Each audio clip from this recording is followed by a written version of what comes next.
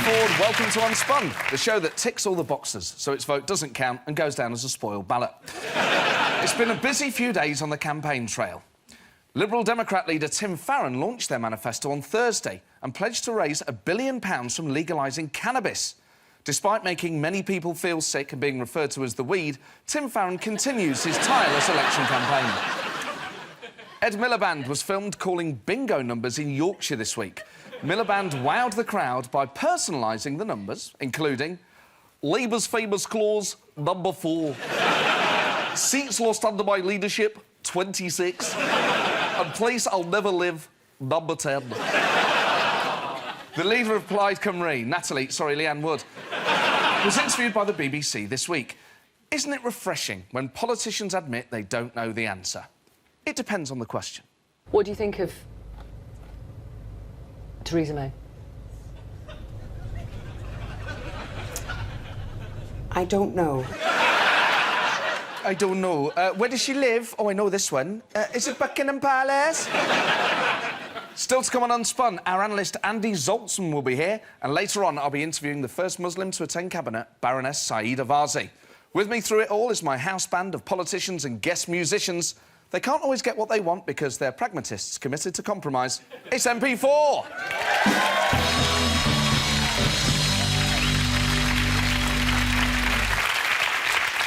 Gentlemen, welcome to the show.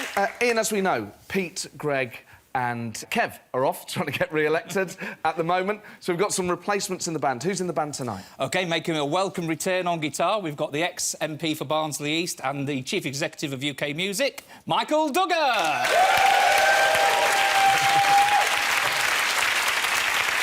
And on the keyboards, from the marvellous, wonderful Maximo Park, it's Lukas Wooler!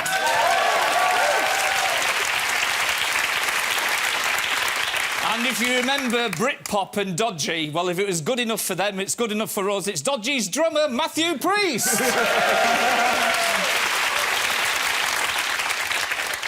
Fellas, we're very excited to have you here tonight, two genuine rock stars. Lukas, with Maximo Park, you played Glastonbury. How does this compare? Backstage is a little bit better here, yeah. More groupies? Drugs, mainly. Fellas, thank you very much. Theresa May's party, the Theresa May Party, unveiled their manifesto this week. And who better to launch it for them? Theresa May has launched the Conservative general election manifesto. She said a strong economy and delivering a successful Brexit were the main priorities. Today, as we face this critical election for our country, I launch my manifesto for Britain's future. It's my manifesto. I wrote it. They called it Forward Together, which is completely out of touch with the Britain that's going backwards divided. It's not just the title of the manifesto which caught the eye, but the title of the party. As part of Theresa May's patriotic pitch to all four corners of the UK, she started calling her party by its full name, the Conservative and Unionist Party. Since the 1800s, it's been the real name of the party we usually call the Conservative Bastards. The Conservative and Union Bastards were keen to strike a positive tone. We can choose to say the task ahead is too great, or we can look forward with optimism, believing the best days for Britain lie ahead. Great! So what does the future hold for our pensioners? Time was when our OAPs were badly neglected, but successive governments have looked after them with winter fuel payments, free TV licences and the triple lock on pensions. It's almost as if these people were more likely to vote. Theresa May doesn't just want to means test winter fuel payments, though. She wants more elderly people to pay for their own social care. Pensioners with more than £100,000 in assets will have to pay for their own in-home care out of the value of their property, which means there'll be less to pass on to their family. If they think the grandchildren don't visit much now, see how often they pop round once they're not getting a slice of their house. The downside is you're upsetting the people most likely to vote. The upside is they're also the people most likely to forget what happened. So if you're going to bite the rickly hand that feeds you, you've got to do something to keep them on side. What announcement could possibly have Britain's pensioners creaking for joy? It is right that we want to bring net migration to sustainable levels. We say those are in the tens of thousands. Stop the foreigners coming in! Theresa May is going to take Britain back to the good old days of the past. Impoverished pensioners, no foreigners and drink driving. After announcing this retrograde step, Theresa then described, without irony, the sort of country she wants to lead. A country that asks not where you have come from, but where you are going to. Unless you're at customs, where we'll ask you both. A country where it doesn't matter where you were born, who your parents are, where you went to school, what your accent sounds like, what God you worship, whether you're a man or a woman, gay or straight, or black or white. You're still getting deported. Fellas, it's been a fascinating week. Lukas, is there anything in particular you've taken from this campaign? Well, I think people who haven't voted before need to vote. That's how you get involved, whichever side you want to vote for. Otherwise, no one's going to listen to you. But I think we've got a day left. So, 1 day left, so register. There is 1 day left. Yeah. Are all the band registered to vote? Registered but unsure. Thanks very much, fellas. If you're bemoaning how tedious our election is, then America is proof that exciting isn't always better. After firing the head of the FBI, Donald Trump's tiny hands are losing their grip on power. Time for an update from the man himself. Hello, everybody. Thank you all. As you may know, I fired the head of the FBI, James Comey, for being a nut job. Turns out being a nut job is not an adequate reason to dismiss somebody, which is good news for me. Very good news, folks. I'm embarking on my first presidential trip overseas and overland. Yeah, looks at the map, I fly over both. Gonna fly in Air Force One. It's a big plane, bigger than yours. Going to visit the third world, places like Italy and Jerusalem. You know who lived in Jerusalem, right? Yeah, terrorists. I've already been to Saudi Arabia. I was shocked. They got Muslims everywhere. Mosques on every corner. I said to the Sandy leaders, these guys have taken over your country. You need to strong the borders. Not all bad, though. Very accommodating of me and Melania. I didn't even need to ask. And they insisted that my wife walked 10 paces behind me and didn't talk to me without permission.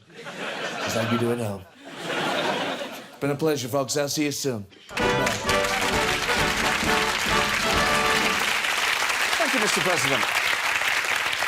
Social care is the nettle that too many generations of politicians have failed to grasp. Britain needs a solution. Here, like a mother ready to soothe the nettle-stung bottom of her child, it's our analyst, Andy Zaltzman. Hello, Andy. Happy election, Matt. Happy election. Thank you very much. Tell us why social care is such a problem. OK, a quick question. Who here wants to die before they reach the age of retirement? Well, there in a nutshell is your answer. Matt, death is enduringly unpopular. As a result, there are more and more people in this country staying not dead longer and longer, which explains why in this electoral age the key voter demographic is no longer Mondeo man or Aldi mum, it is now hospice gran. Well, that presents a problem, doesn't it? Because it is quite hard to monetise older people. Testify. I mean, it's just a fact that most people would rather have an iPhone in their pockets than a penniless 95-year-old pensioner. Andy, I want a cup of tea. Oh, sorry, I forgot to put her on airplane mode. But, politically, Matt, though, I said most people, not all people. Politically, there are no easy solutions. Children and old people are two of the biggest luxuries for the state because they contribute so little to the exchequer. So what can be done? Well, we need a radical restructuring of our entire lives. For a start, we have the wrong people in schools. Yeah, but this is just teacher bashing. No, I meant the children. They are the last people you should be educating. They have no interest in learning, they're easily distracted, they spend most of their time wishing they were more grown-up. What's the point? Conversely, most adults tick the days off until they can just play again. Well, exactly. So let's change the age of education to, say, 23 to 41. And retirement, obviously wasted on the old, that should be for people fit enough and young enough to really make the most of it, say, from 42 to 65. And how old are you? 42. I mean, it's a bit self-interested, Andy. That's politics. So who is going to do all the work to keep the economy going? Well, obviously, the children and old people, clearly. there must be a better solution. Well, I guess we could go for the default political answer when to all things that are really expensive but people don't want to pay for. What's that? It's this. Yeah, that is a magic money shrub. It will pay for absolutely anything. Problem solved. You're welcome. There's nothing there. Yeah, well, that is the slight issue with it. Always has been, unfortunately, but one day, my little pretty, your time will come. Andy, it is always a pleasure. Ladies and gentlemen, Andy Zaltzman.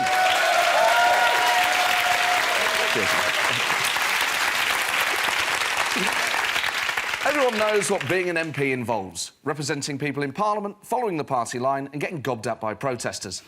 It's time to hear from some politicians about the ultimate campaign cliché.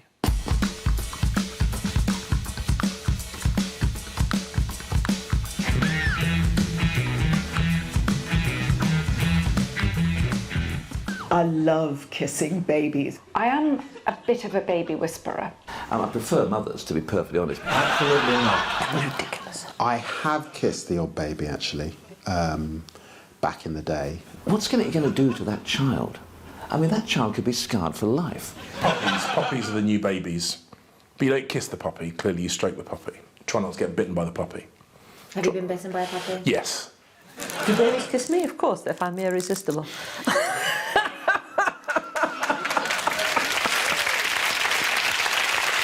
After the break, I'll be joined by the Tory politician who sensationally changed sides from Leave to Remain 3 days before the EU referendum and who claimed that some of the bitchiest women I've ever met in my life are the men in politics, Baroness Sayeed Warsi.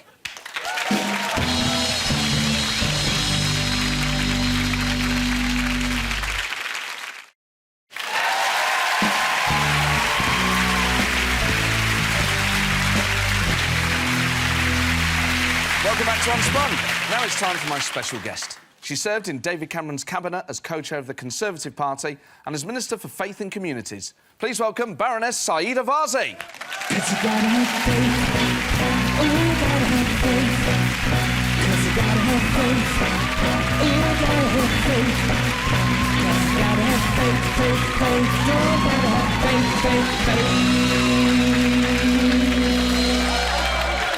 Sayeed, welcome to the show. Good to be here. I might regret it. What are you planning to do? What are you planning to do? Well, just interview Oh, you. that's fine. That'll work. OK, fine. Well, let's see what happens. You had a phenomenal career and really stood out during your period in government as a working-class girl from Dewsbury, a Muslim, at the heart of this David Cameron government that a lot of people said was very white and very male and very privileged. What was that relation like between you and other members of the cabinet? I suppose it was no different to most experiences I'd had at the workplace. I mean, I'd been a criminal defence lawyer for many, many years, and I'd worked in environments where you didn't have many black and minority ethnic communities. And there were lots of people around the table who I had lots in common with, like Eric Pickles, my chum from Yorkshire, William Hague, my other chum from Yorkshire. So there was a bit of a Yorkshire. Muslims. There was a bit of a Yorkshire. Now you tell me. But no, there was a bit of a Yorkshire mafia around the table, which made me feel a bit more at home. Because it must have been incredible to be catapulted into government. For anyone, really, regardless of background. What did it feel like the first time you walked up Downing Street to go inside Number 10? It was really weird. I mean, it was... when you get a call from Number 10 to say the Prime Minister wants to see you before he offers you a cabinet post, and I, in my kind of typical way, I was actually buying tights because I didn't have a really good pair of tights. And so I had to... And I said, oh, well, I'll be there in about 15, 20 minutes. I went, no, now. So I had to put the tights down, toddle off to Downing Street. But it was a huge privilege from where I came, where I was born and raised. It was... it was quite a humbling moment. It felt quite tearful, actually, when he first offered me the job and I came out. Because you always get that iconic shot, don't you, of going into Downing Street. Did you get a photo of that day, a memento? I don't know if I did, I did get one on the first day of Cabinet, which was a couple of days later. Oh, we've got that one. But I don't know if I got one on the... Oh, right. There it is. I don't think you can spot... What happened there, then? What's that on the railings? So I walked up to Downing Street, and obviously I was a rookie minister, had no idea what was expected when all the cameras were going, and I had my coat on, and the photographers wanted to take a photo without the coat and said, take your coat off, which I did. I thought, as long as that's all they're going to ask me to do. And then, and then I kind of looked across at I took it off, and I thought, I need to put this down. So I looked across at the lovely Bobby there. He just looked at me saying, you must be bloody joking. I'm not carrying your coat. So he just looked away, you know, that moment. And then all I could hear, Matt, was my mum's voice in my head saying, if you put that bloody coat on the floor, I'm never going to forgive you. So I had to look for somewhere to hang my coat. I thought it was out of shot. No, certainly not of our cameras. What you can't see, actually, if you pan out, is the rest of your clothes hung up down the rest of all your smalls. David Cameron's not the Prime Minister anymore, it's Theresa May. And you've been critical in the past when she was Home Secretary of the government's Prevent strategy for tackling terrorism. How do you rate her as Prime Minister? I think she's going to be a good Prime Minister. One of the interesting things about Theresa is that she's quite pragmatic, not ideological, is prepared to sit and hear the evidence. Often she would hear the evidence from very different kind of backgrounds when I was around the table.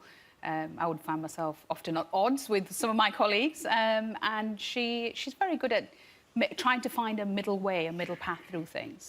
What do you make of her... And I think she's going to be a strong and stable leader. Getting déjà vu. I think I've heard that somewhere before. But what do you make of her commitment to get immigration down to the tens of thousands? I think it's... You see, I believe in controlled immigration. I just don't believe in setting targets which I don't think we can realistically achieve. And we haven't achieved that target for, what, 7, 8 years? I'm not sure we're going to achieve it in the foreseeable future. I think it's good politics because it gives people a sense that this is where we want to get to and we want to get things under control. I just don't think it's good policy making when you know it's not going to be achieved in the foreseeable future.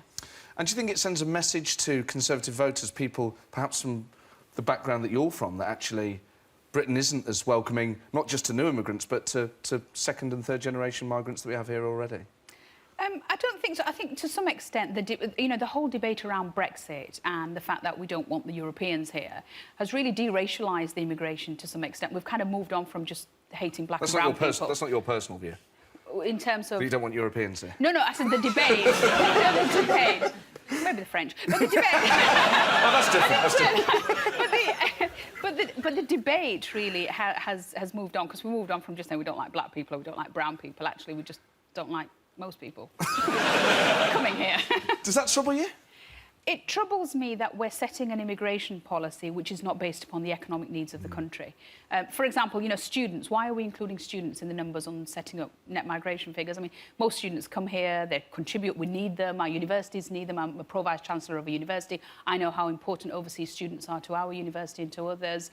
And most of them go back and make huge contributions. I mean, it's that kind of soft diplomacy. When I was in the Foreign Office, I'd go around the world and meet so many people who'd studied, who were now at the head of government, who'd studied in British universities. So I think mistakes like that mean that our immigration policy really needs to be rethought. You mentioned the European debate there. You had a remarkable Damascene conversion 3 days before polling day, where you changed from being a Leave supporter to a Remain supporter. Some people were cynical at the time that perhaps you'd always been a Remain supporter and this was a publicity stunt. Was that a genuine change of heart? Well, I mean, I got so much grief for it at the time, and you know, got called so many names. But it's that was just the cabinet. Yeah, that was just my family.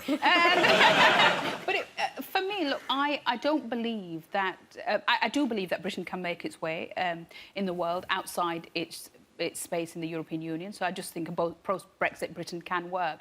The concern that I had was that if you run a really divisive, toxic campaign in the way that the Brexit campaign was going and the Leave campaign was going, and then just say, well, these are just campaigning tactics, and afterwards you have no intention. I mean, if you imagine the kind of vision of Britain we were telling people we were going to create, knowing full well we were never going to be able to deliver that vision of Britain, whatever it was, 1950s, 40s, wherever we thought we were going to go back to, then not only are you setting people up to fail, but you're creating an environment within the country which can't lead to good. I always think toxic campaigns lead to toxic governments and toxic policy, and that can't be good, because, look, after the campaign bus had moved on, we ended up with this real awful, destructive kind of atmosphere which led to the spike in hate crime and a bit of a green light to some certain parts of our society who felt they could say and do things they probably couldn't in the past. You've been involved in a parliamentary campaign before in 2005 when you stood to be the MP for Dewsbury. We asked our politicians earlier in the show about whether they'd kissed any babies. Have you kissed babies or had any gaffes on the campaign trail? I've kissed lots of babies, you know, and sat them in my lap. And actually, so far, you know, we've never had an embarrassing moment. But I think for me, that campaign, there were some brutal times in that campaign. But I suppose what I do remember is that one of the things I'd done is convinced everybody we were going to take Dewsbury in 2005. It was going to be a Conservative gain on the night. And so, you know, we'd done lots and lots of media interview and I'd managed to convince parts of the national media that this was going to be the big story of the night. And then I lost. So kind of what should have been kind of a little bit of embarrassment with the local media turned into national humiliation, which I'm still kind of trying to get over. Sayeed, it's been such a pleasure talking to you. I'm afraid that's all we've got time for. Thank you. Ladies and gentlemen, Sayeed Warsi. Thank you so much. Thank you. That's all we've got time for tonight. We're here twice a week until the election, interviewing candidates and political figures from all parties. I'm back on Wednesday, when I'll be joined by the leader of the Liberal Democrats, Tim Farron. And now, to play us out, it's the Sultans of Swing Voters, MP4. 1, 2, 3, 4. Everything they say is better than anything from the other parties. Everything we want to get, all we want to say is necessary. I believe in them, they say they can make it all last forever. Give me all your love, hadn't voted for you, but I never say never. You're gonna make you love you. You tell me there's nothing you can do. Promise you made. Started to fade. You're gonna make me love you. Bring my hope, my dreams will come true. Promise you made.